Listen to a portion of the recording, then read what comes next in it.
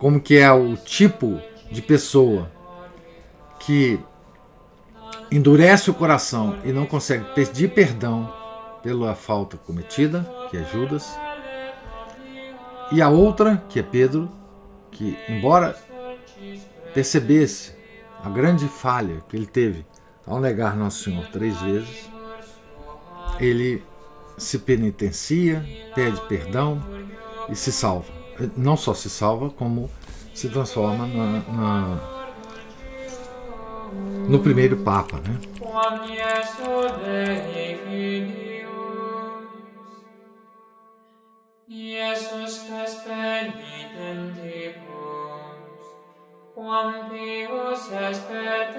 De todos os discípulos, paradoxalmente, era o mais semelhante a Judas. Olha que coisa.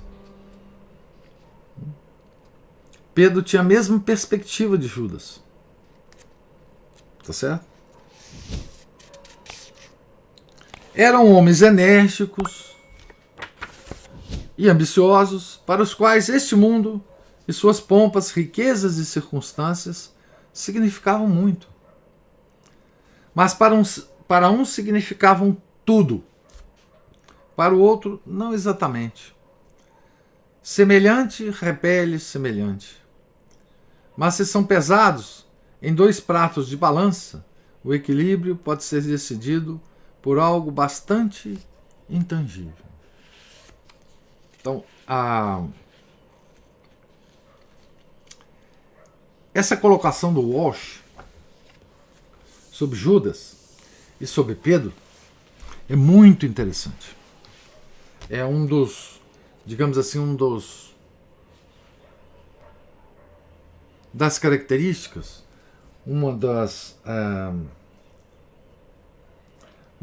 dos insights mais interessantes aqui do William Thomas Walsh. Não é? Essa semelhança entre Pedro e Judas Iscariotes,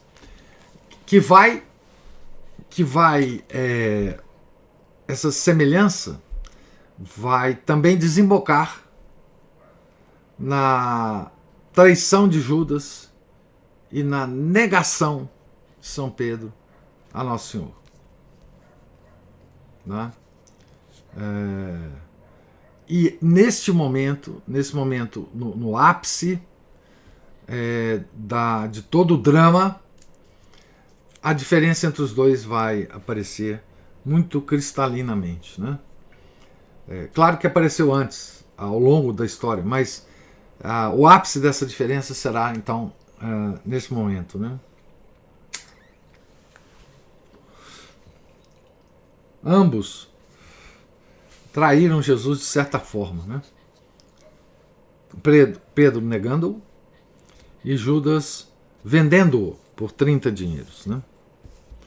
E a diferença aparecerá em como cada um encara o seu próprio pecado, né? Contra Nosso Senhor. Mas essa descrição também nos ajuda a imaginar, né?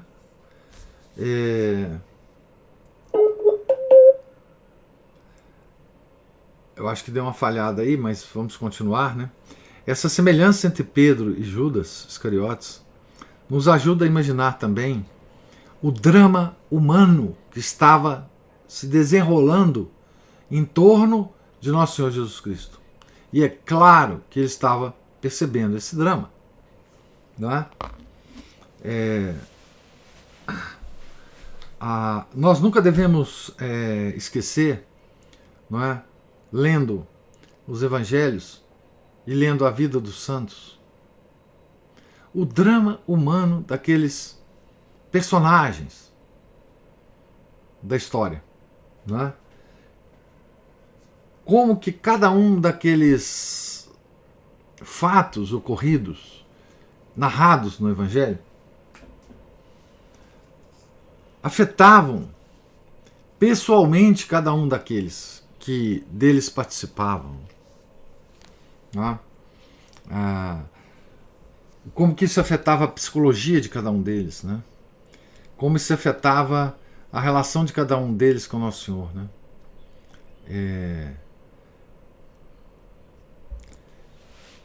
Isso é um consolo para nós, né? Porque nós temos uma relação com o Nosso Senhor através da sua igreja, não é?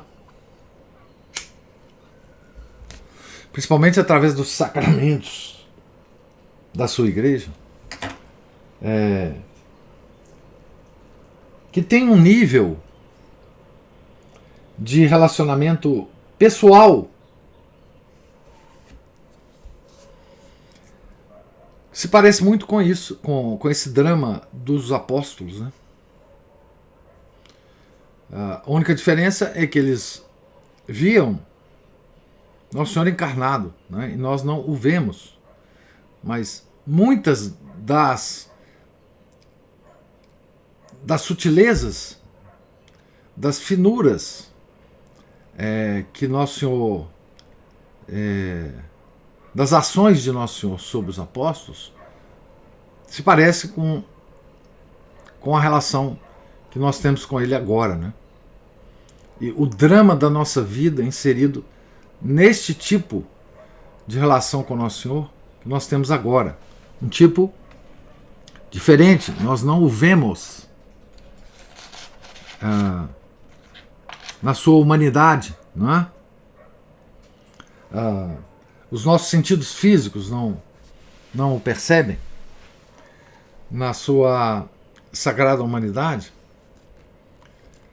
Mas todas essas questões, todas essas dúvidas, esse caminhar em direção a Ele e caminhar na direção oposta que ocorria com os apóstolos, ocorre na nossa vida, né? E eu digo que é consolo porque assim, nós vemos que mesmo aqueles que tiveram um relacionamento pessoal, que tiveram os 5 sentidos físicos percebendo o Nosso Senhor, também tinha as mesmas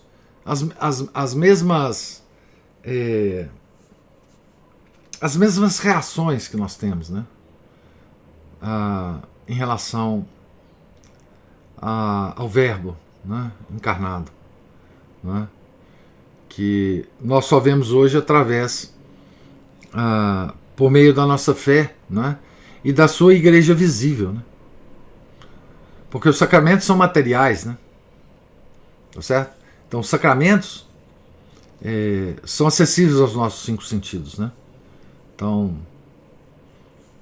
é nesse sentido que eu acho que a aproximação entre essas duas figuras de São Pedro e Judas é uma coisa genial dessa obra aqui. E é claro que não é da cabeça do Walsh, né? Essa aproximação é uma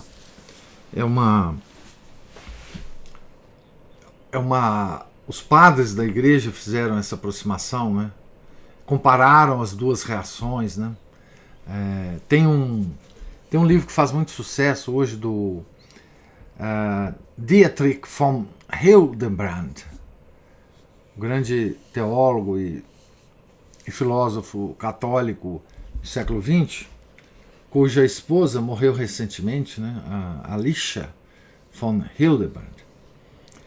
Ele faz também uma aproximação de São Pedro e Judas num livro que ele escreveu que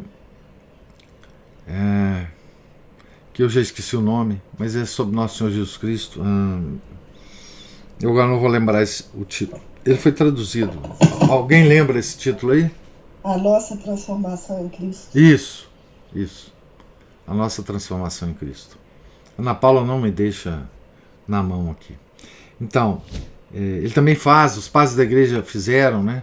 Como que é o tipo de pessoa que endurece o coração e não consegue pedir perdão pela falta cometida, que é Judas, e a outra, que é Pedro, que, embora percebesse a grande falha que ele teve ao negar Nosso Senhor 3 vezes, ele se penitencia, pede perdão e se salva. Não só se salva, como se transforma no primeiro Papa, né?